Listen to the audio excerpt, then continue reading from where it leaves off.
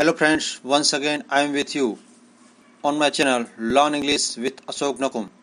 We are going to learn simple past tense in this lecture.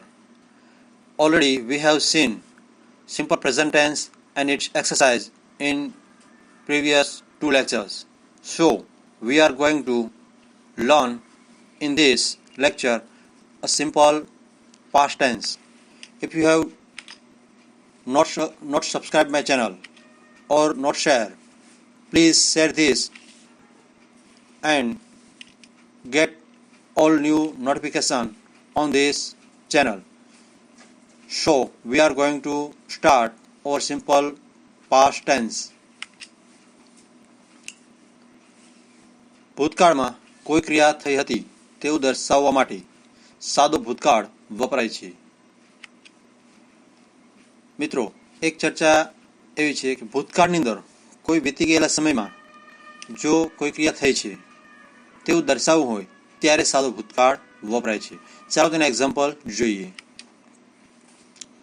V visited Ahmedabad last year. બીજું example, the children played game last Sunday. ત્રીજું example, Gauri cooked rice yesterday. તો અહીંયા જે ક્રિયા છે તે ભૂતકાળમાં થઈ હતી તેવું દર્શાવતા આપણે બધા જ વાક્ય જોયા છે. ઓકે, નેક્સ્ટ, જ્યારે શરત કે ધારણા વર્તમાન સમય સાથે અથવા વર્તમાન કે ભવિષ્ય બંને સાથે સંબંધ ધરાવતી હોય તો તે દર્શાવવા માટે શરતવાળા ઉપવાક્યમાં સાદો ભૂતકાળ વપરાય છે. બરાબર, એક વસ્તુ યાદ રાખવાની છે કે વર્તમાન સાથે અથવા ભવિષ્ય સાથે સંબંધ ધરાવતી કોઈ ક્રિયાને દર્શાવવી છે અને તે ક્રિયા ભૂતકાળમાં થઈ ગઈ હોય તો આ વાક્યને દર્શાવવા માટે સાદા ભૂતકાળનો ઉપયોગ કરવામાં આવે છે. ચાલો જોઈએ તે એક્ઝામ્પલની સાથે. ઇફ હી કેમ આઈ શુડ મીટ હિમ. બરાબર, અહીં બે વાક્ય છે આપણી સમક્ષ કે ઇફ હી કેમ, જો તે આવ્યા હોત, આઈ શુડ મીટ હિમ, હું તેને મળી શક્યો હોત. બરાબર, તો આ બંને વાક્ય છે તે એકબીજાની સાથે સંલગ્ન છે. બીજું, if we went to New York V wood speak English. તો આ બંને વાક્ય છે તે એકબીજાની સાથે જોડાયેલા હોય છે ત્યારે ઉપવાક્યની અંદર આપણે સાદો ભૂતકાળ રજૂ કરવામાં આવે છે. મિત્રો, સાદો ભૂતકાળ જ્યારે બનાવવામાં આવે છે ત્યારે તેની અંદર સૌથી મહત્વનો કોઈ મુદ્દો હોય તો તે ક્રિયાપદ છે. તો આ ક્રિયાપદ ના ઘણા બધા નિયમો છે કે ભાઈ ક્રિયાપદનું ભૂતકાળનું રૂપ કઈ રીતે બનાવવું. તો આ નિયમો છે તેને આપણે વન બાય વન જોઈ લઈએ જેથી કરી અને આપણને થોડું સરળ રહે કે ભાઈ આ નિયમ પ્રમાણે આપણા ક્રિયાપદના રૂપને ભૂતકાળનું રૂપ બનાવી શકીએ. ઓકે, સામાન્ય રીતે મૂળ રૂપને ઈડી લગાડવાથી ભૂતકાળનું રૂપ બને છે. મિત્રો, યાદ રાખશું આપણે કે સામાન્ય રીતે કોઈ પણ ક્રિયાપદને ઈડી લગાડવાથી, બરાબર, સામાન્ય રીતે કીધું છે, ફરજિયાત નથી. બરાબર, અપવાદ સ્વરૂપે એની અંદર ઘણા બધા નિયમો છે. તો ઈડી લગાડવાથી તે ભૂતકાળનું રૂપ બને છે. એક્ઝામ્પલ જોઈએ આપણે. સૌ પ્રથમ એક્ઝામ્પલ છે લુક. બરાબર, એને પાછળ ઈડી પ્રત્યે લાગ્યું છે તો એના આધારે ખ્યાલ આવે છે કે તે ભૂતકાળનું રૂપ બની ગયું છે. ત્યારબાદ કુક, તો કુકડો. બરાબર, તો આ રીતે ઈડી પ્રત્યે લગાડવાથી ભૂતકાળનું રૂપ બને છે. જો ક્રિયાપદના મૂળ રૂપને અંતે ઈ આવેલ હોય તો ભૂતકાળનું રૂપ બનાવવા માટે માત્ર ડી લગાડવામાં આવે છે. બરાબર, એક્ઝામ્પલ જોઈએ આપણે. યુઝ. તો યુઝ છે એમાં તમે જોશો કે છેલ્લો અક્ષર શું છે તો કે ઈ છે. જો છેલ્લો અક્ષર ઈ હોય તો માત્ર ડી પ્રત્યે લગાડવામાં આવે છે. બરાબર, એ જ મને લાઈક, તો લાઈકડ. જો ક્રિયાપદને અંતે વ્યંજન હોય અને તે વ્યંજન પહેલા એક જ સ્વર હોય તો ક્રિયાપદનું ભૂતકાળનું રૂપ બનાવવા માટે એ વ્યંજનને બેવડાવીને ઈડી લગાડવું. બરાબર, એક્ઝામ્પલ જોઈએ એટલે ખ્યાલ આવશે આપણને. જુઓ, અહીંયા આપણી પાસે એક્ઝામ્પલ છે સ્ટોપ.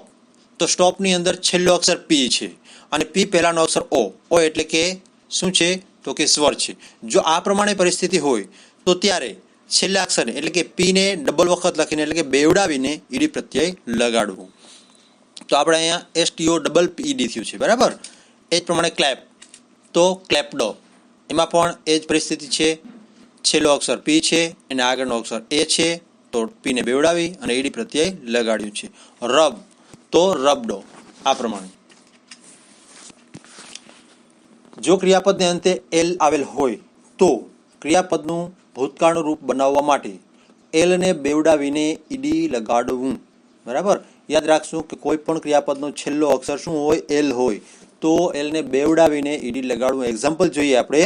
એક્સલ તો એક્સલ્ડ અને ટ્રાવેલ તો ટ્રાવેલ્ડ. બરાબર, છેલ્લો અક્ષર એલ છે એટલા માટે એને ડબલ વખત લખ્યું છે અને પછી ઈડી લગાડેલું છે. જો ક્રિયાપદને અંતે વાય હોય અને વાયની પહેલા વ્યંજન હોય તો તે ક્રિયાપદનું ભૂતકાળનું રૂપ બનાવવા માટે વાયને દૂર કરીને આઈઈડી લગાડવું. બરાબર, જોઈએ આપણે એક્ઝામ્પલ. કેરી તો CARRY. કેરીમાં છેલ્લો અક્ષર વાય છે. વાયની પહેલા શું છે? તો કે વ્યંજન છે. તો વ્યંજન આવ્યું છે એટલા માટે વાયને દૂર કરી નાખવાનું અને દૂર કરી અને પછી આઈઈડી પ્રત્યય લગાડવું. આપણે અહીંયા કેરીનું કેરીડ કર્યું છે. બરાબર, તો ટ્રાય તો ટ્રાયડ. એમાં પણ છેલ્લો અક્ષર વાય છે એની આગળ આર છે તો આર વાયને દૂર કરી અને આઈડી લગાડેલું છે. પછી ક્રાય. ક્રાય તો ક્રાયડ. એમાં પણ એ જ પ્રમાણે. કોઈ ક્રિયાપદને અંતે વાય હોય અને વાયની પહેલા સ્વર હોય તો તે ક્રિયાપદનું ભૂતકાળનું રૂપ બનાવવા માટે માત્ર ઈડી લગાડવું. બરાબર, અહીંયા થોડું અલગ છે. શું છે? તો કે છેલ્લો અક્ષર વાય હોય પણ તેના આગળ જો સ્વર હોય તો માત્ર ઈડી પ્રત્યય લગાડવું. પ્લે તો પ્લેડ, સ્ટે તો સ્ટેડ, એન્જોય તો એન્જોયડ. બરાબર, ઓકે. ત્યારબાદ કેટલાક ક્રિયાપદના ભૂતકાળના રૂપ અનિયમિત છે. અનિયમિત, તેની અંદર કોઈ નિયમ લાગુ પડતો નથી એટલા માટે તેને અનિયમિત રૂપ કહેવામાં આવ્યા છે. તો આવા ઘણા બધા રૂપો છે. એક્ઝામ્પલ સ્વરૂપે આપણે કેટલાકને અહીંયા લીધા છે, પણ આના સિવાયને પણ ઘણા બધા રૂપો છે. જો તમને એવું લાગતું હોય કે આપણે જોઈએ છીએ તો તમે ગૂગલ ઉપર સર્ચ મારીને પણ શોધી શકો છો. ઓકે. ગો તો ગોનું થશે વેન્ટ. જો અંદર કોઈ નિયમ નથી લાગુ પડતો. બરાબર, ગોનું વેન્ટ. પછી ફ્લાયનું ફ્લ્યુ, બાયનું બોટ, બ્રિંગનું બ્રોટ. આ પ્રમાણે ઘણા બધા રૂપો છે કે જેની અંદર કોઈ નિયમ લાગુ પડતો નથી એટલે તેને અનિયમિત રૂપ તરીકે ઓળખવામાં આવે છે. ત્યારબાદ કેટલાક ક્રિયાપદના ભૂતકાળના રૂપ અને મૂળ રૂપ બંને સમાન છે. મૂળ રૂપ અને ભૂતકાળ રૂપ બંને સમાન છે. એક્ઝામ્પલ જોઈએ આપણે તો કટ છે તો કટનું કટ જ રહે છે. હિટ છે તો હિટનું હિટ જ રહે છે. પુટનું પુટ જ અને શર્ટનું શર્ટ. બરાબર, તો આ પણ એવા એક્ઝામ્પલ છે કે જેના મૂળ રૂપો અને ભૂતકાળ રૂપ બંને સમાન છે. સાદા ભૂતકાળના ઓળખ સૂચક શબ્દો. મિત્રો, જે રીતે આપણે સાદા વર્તમાન કાળની અંદર જોયું હતું કે ઓળખ સૂચક શબ્દો છે એ જ પ્રમાણે સાદા ભૂતકાળમાં પણ તેની ઓળખ આપતા શબ્દો છે કે જેના આધારે આપણે ખ્યાલ આવી શકે કે ભાઈ આ વાક્ય છે તે સાદા ભૂતકાળનું છે. તો તે એક્ઝામ્પલ જોતા જઈએ આપણે. ઓળખ સૂચક શબ્દો જોઈ લઈએ. યસ્ટરડે એટલે કે ગઈકાલે. બિફોર, ત્યારબાદ the day before yesterday, ago, once, in the past, in the olden days, in 2019, on Friday. બરાબર, આ બધા શું છે? તો કે એક્ઝામ્પલ છે કે જે ભૂતકાળ દર્શાવે છે. અહીંયા ઇન 2019 છે તો એવું જરૂરી નથી કે 19ના ભૂતકાળનું કોઈ પણ વર્ષ લઈ લેવામાં આવે તો તે. અને બીજી વસ્તુ ઓન ફ્રાઈડે છે તો ફ્રાઈડે એટલે કોઈ પણ વાર આ પ્રમાણે લઈ શકીએ. બરાબર, ચાલો. ત્યારબાદ વાક્ય રચના. તો વાક્ય રચના આપણા માટે ખૂબ જ મહત્વની છે. વાક્ય રચનાના આધારે આપણે નક્કી કરી શકીશું કે ભાઈ આ વાક્ય છે તે કયા કાળનું છે. તો જોઈએ આપણે વાક્ય રચના. સૌપ્રથમ વિધાન વાક્ય જોઈએ. વિધાન વાક્ય કર્તા પ્લસ ક્રિયાપદનું ભૂતકાળનું રૂપ પ્લસ કર્મ પ્લસ અન્ય શબ્દો. બરાબર, તો આ 4 પદને યાદ રાખી અને આપણે વાક્ય રચનાને પૂર્ણ કરવાની છે. તેના એક્ઝામ્પલ જોઈએ. Ritika watched in mobile yesterday. બરાબર, ત્યારબાદ they played game last Sunday. ત્યારબાદ ત્રીજું example. she ate banana early morning yesterday.